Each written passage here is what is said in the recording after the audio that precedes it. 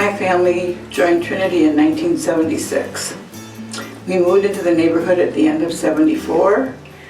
My 10-year-old daughter went to Minnehaha school across the street and came to release time at Trinity in those grade school years. Then her friend, Beth Thompson Sky, asked her if she could go to Camp Patmos that summer of '75, I believe. And so we came and visited Trinity a couple Sundays, and Pastor Jack Ahmed announced that they needed a elementary week at camp, needed a nurse. So I thought, well, I could do that. So I put a slip in the offering plate saying I'd be happy to be camp nurse.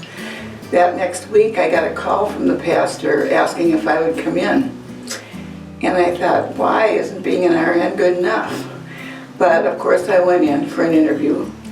And what Trinity wanted to do was to make sure that anybody that would be influencing the Trinity kids was walking with Jesus.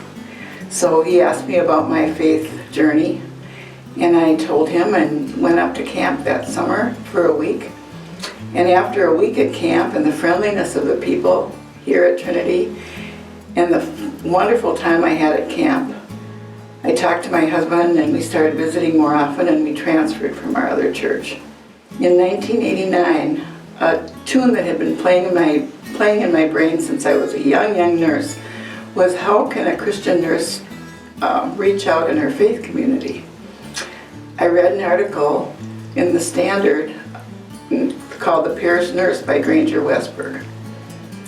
I read that, and that's it. I'd had 20 years of hospital experience at that point and lots of life experience. Went and talked to the pastor and asked if I could try this at Trinity. Could I try it? I would do it as a volunteer. I was approved and did that for 3 years as a volunteer and thought I better work really hard or it will never catch on.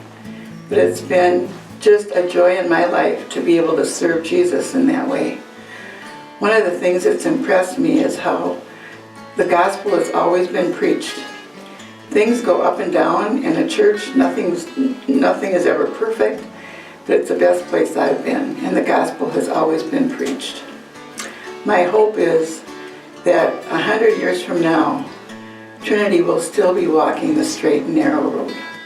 The verse in Psalm 27:1 says, "The Lord is my light and my salvation. Whom shall I fear?" I pray that the Lord is still the stronghold of this congregation 100 years from now, or until Jesus comes.